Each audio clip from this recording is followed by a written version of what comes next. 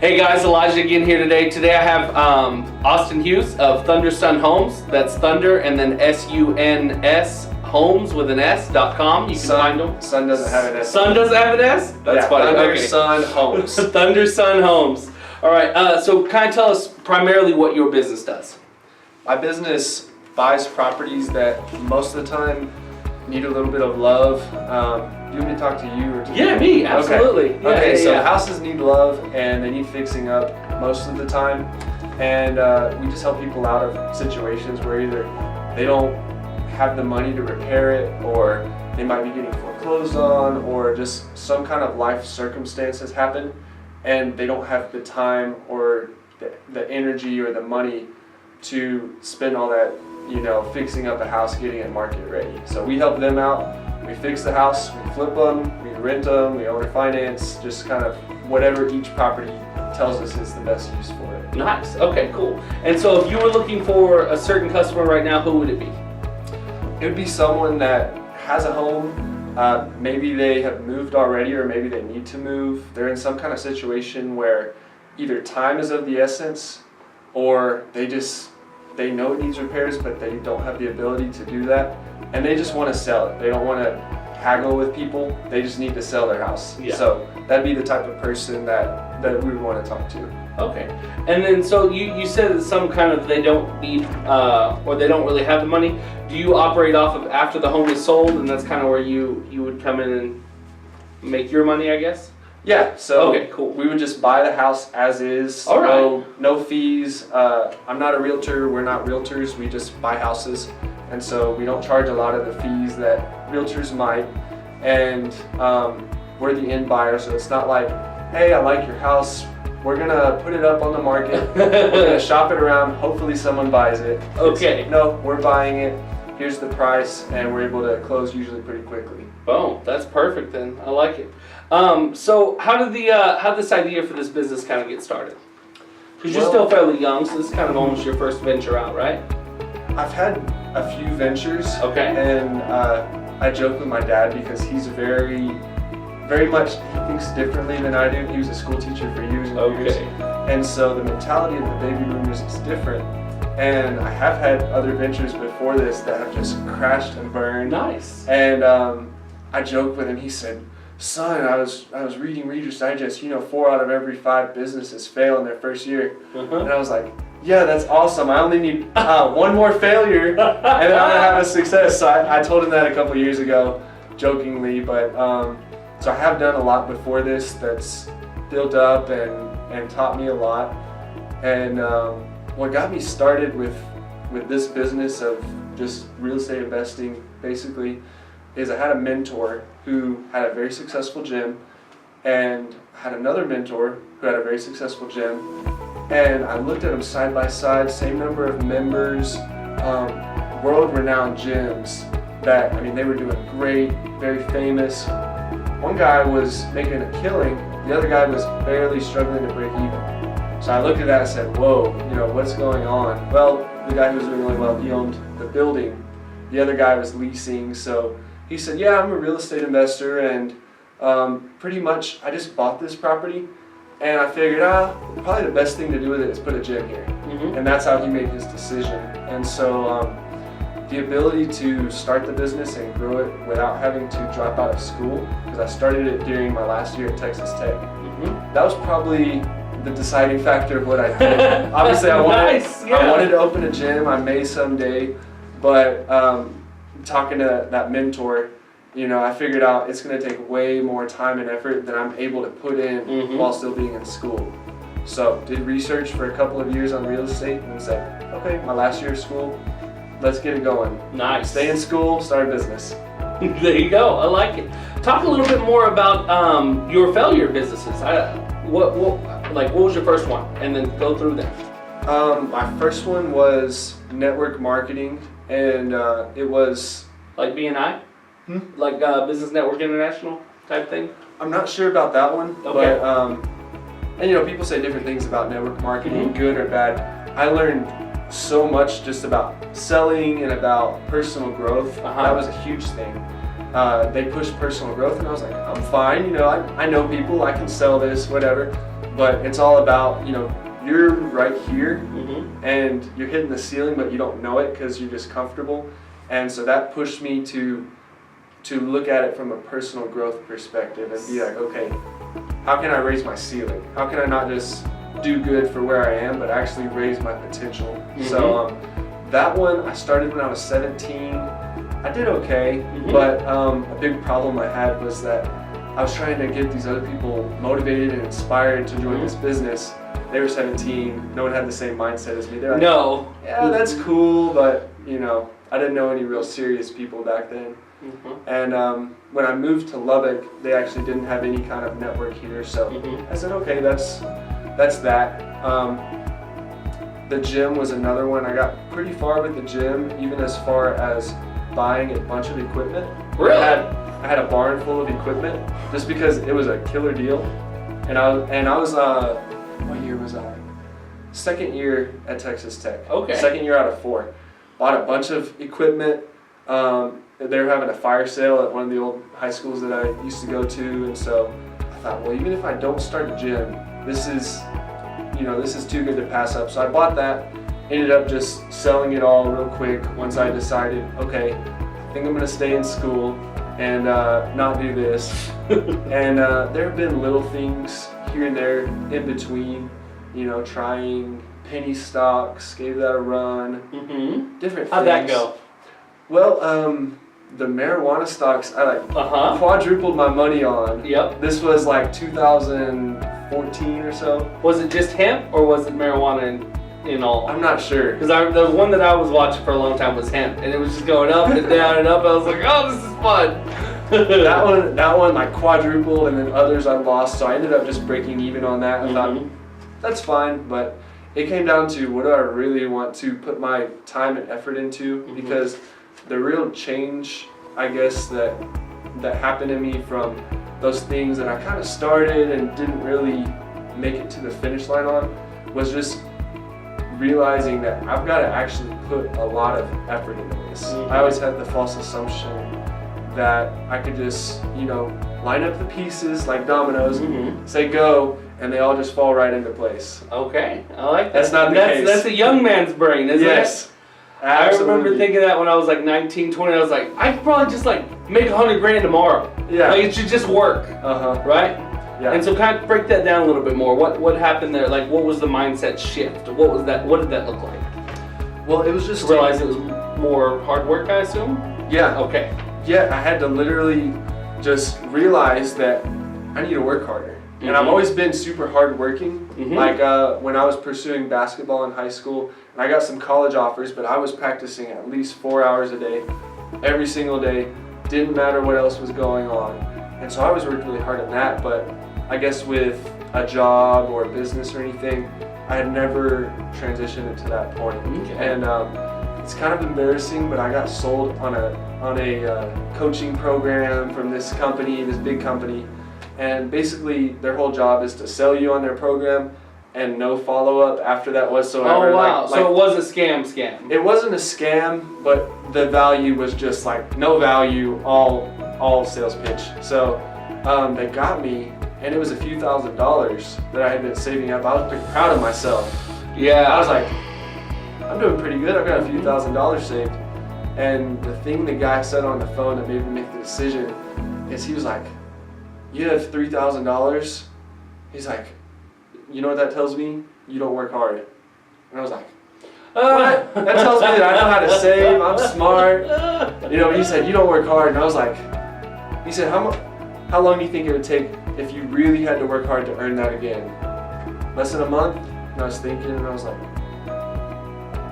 maybe a month, 2 months, depending on, just get a job and crank out the hours. Yep. And I thought, wow, he's so right.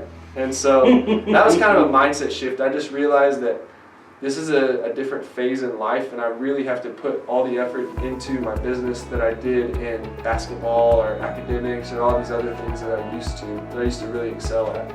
So the stuff you were excelling at, you took what you did well and you transitioned it over to the business world. So it's super important. Yeah. How did you, for me it took a long time before I could get any mentors. How did you get 2 at 19, 20, 22?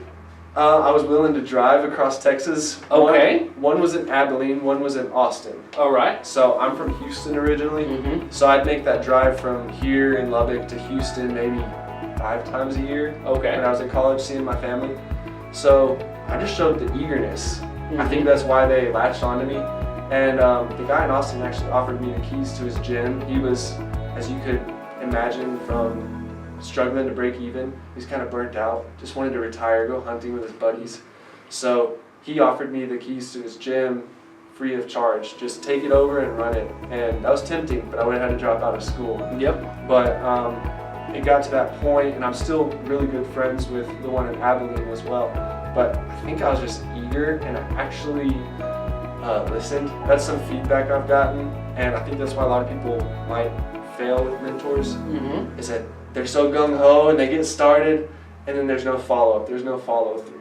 And with me, I would ask a question, they'd tell me the answer, and I think a lot of people can get that far with a potential mentor, Mm-hmm. but then I would come back to them and show them how I had applied it, and Okay. be ready for the next lesson. And Nice. so they're like, someone's listening. Wow. Yeah. Just like this, it's like, get someone to talk about what they do. They love that.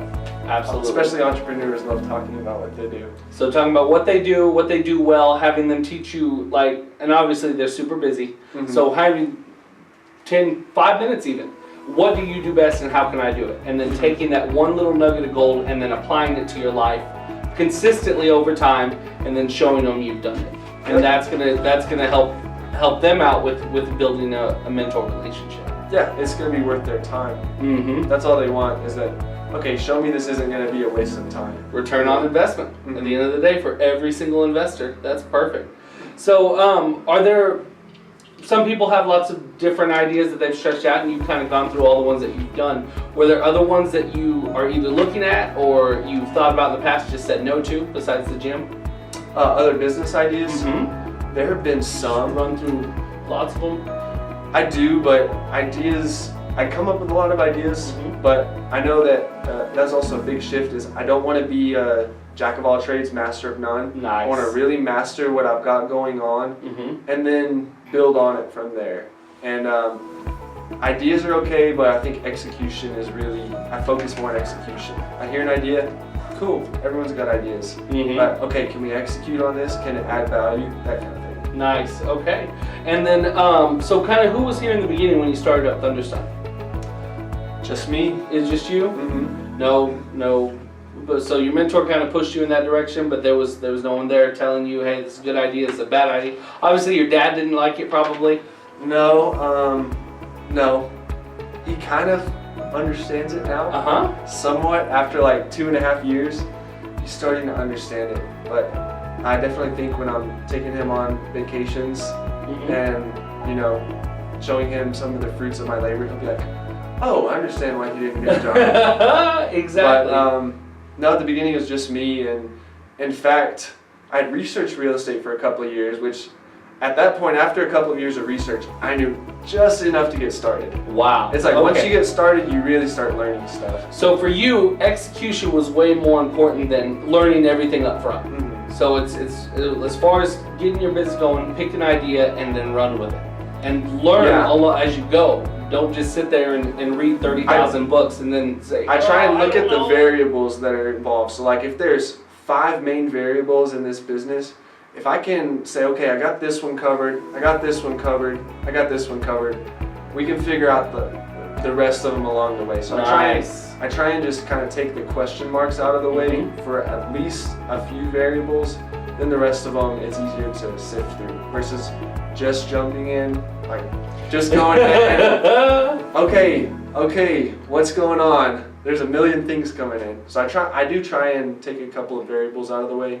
And talking about other ideas, I like to have some kind of knowledge base, like a complementary type of business or service, to where I know all of these variables, it's just a couple of new things. I feel like that's the best way to go. Absolutely. So as you continue to progress in your, you probably got another at least 65 years or so of a progression that you're going to go through. Sure. Each one's probably going to be a shoot off of the previous. And so it's going to be more of a nice little evolution than anything else.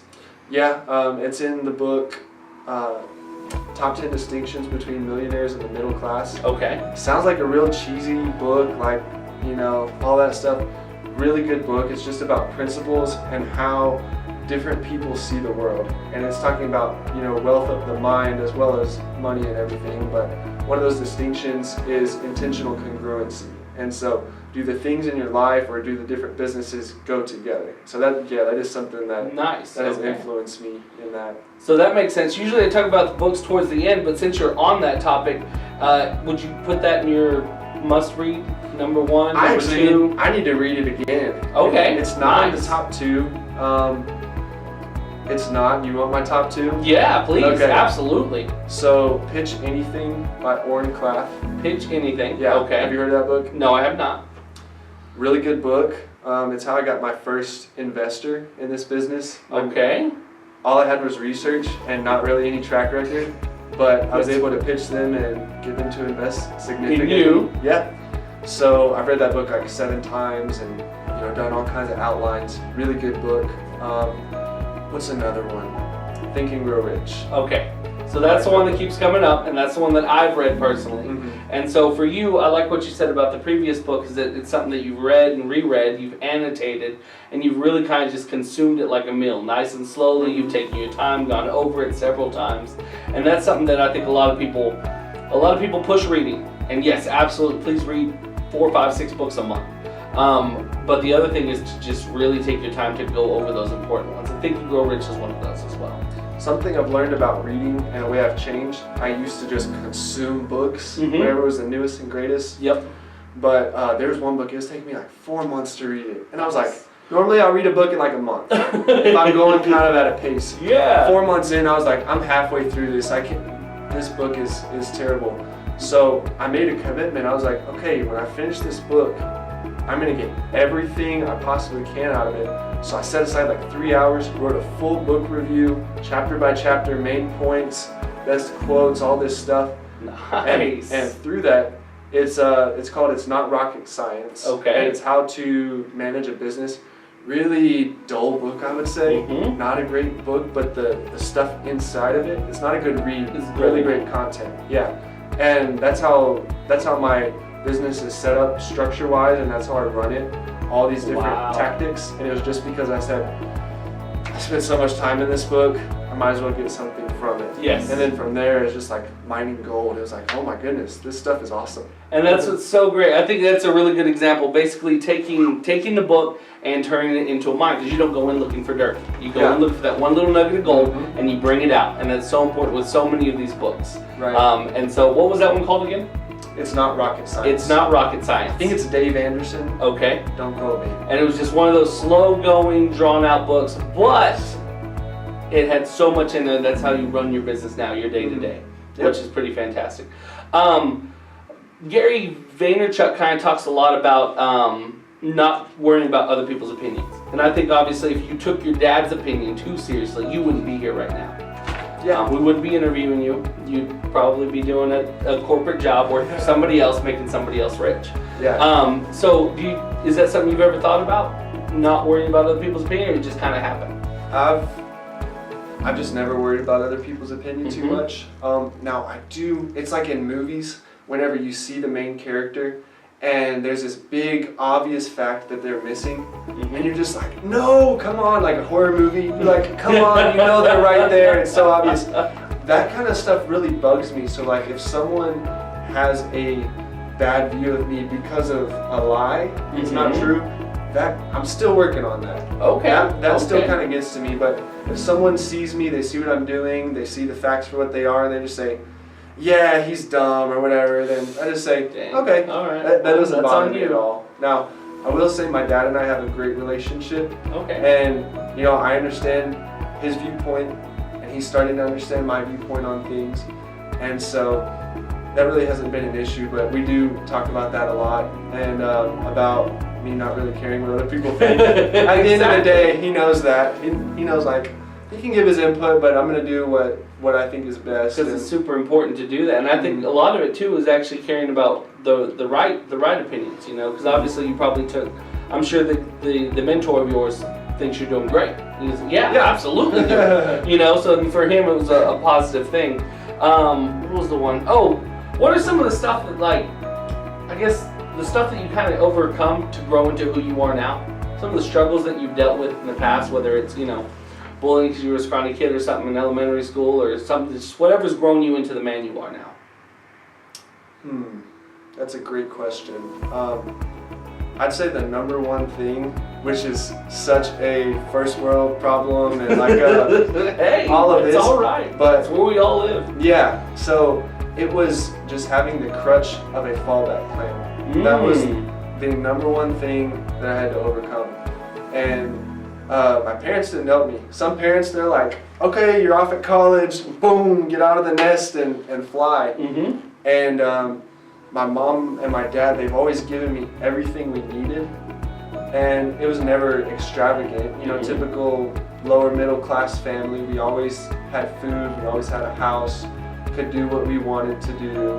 But I found that it was kind of a crutch. And when I was in network marketing, I would see people coming in from the slums and from a bad upbringing and just killing it and doing really well. And I thought, man, they have nothing to lose, and you know everything to gain. They fought their whole life, and so I think their bad upbringing is kind of an advantage because they're hungry. And I was like, man, I wish I had that.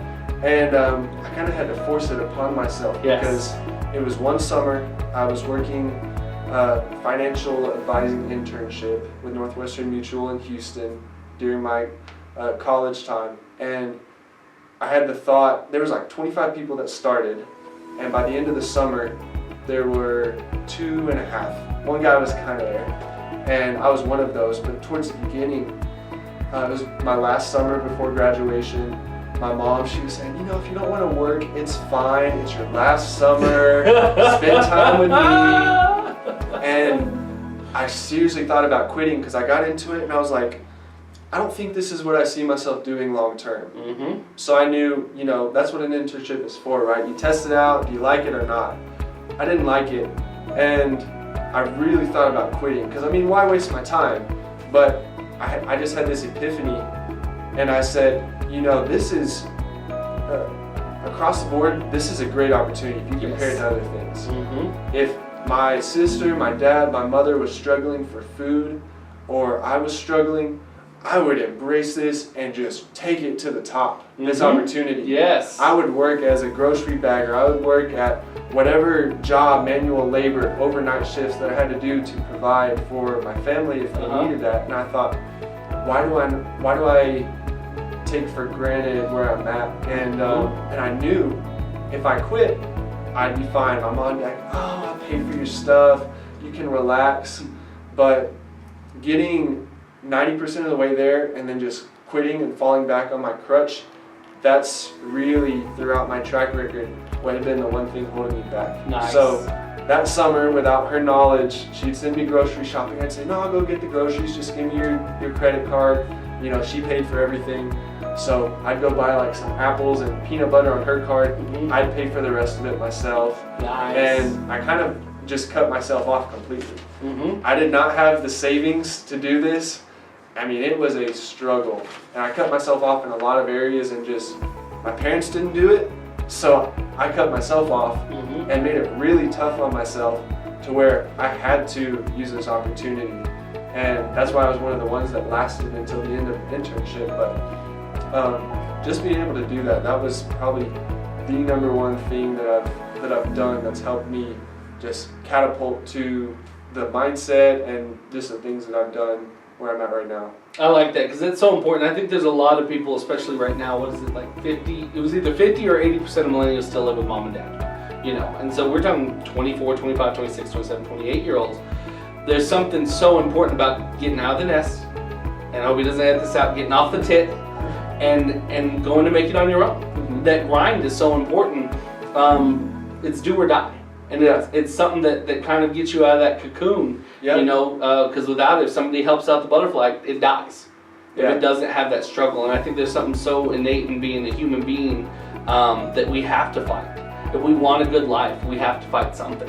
You know, we have to grind. I like that you were able to do that. That's probably something that's probably one of the most important takeaways, is that there's a lot of them out there that are probably in the same situation. Mom and dad made between 40 to 80 grand a year. Life was good. Life is okay, and I don't have to struggle. Yep. And you know, when you look at the four titans, at least Carnegie and Rockefeller, they came from nothing. I mean, street brawlers.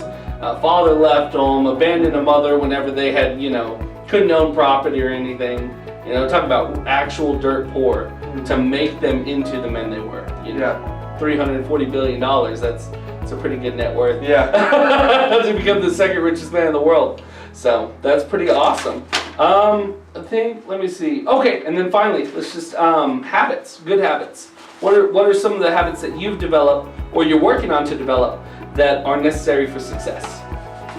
Well, one of them is just having accountability, and so I have some employees, and in the past I would realize that we get working throughout the day, and you know, I have my expectations of them, and of course I'm going to work way more hours, way harder, do way more, but I've got to be accountable too. So I actually started, and part of that book, it's not rocket science, I started doing a just daily check-in. We check in on our highest value tasks, yes or no, did I not do them?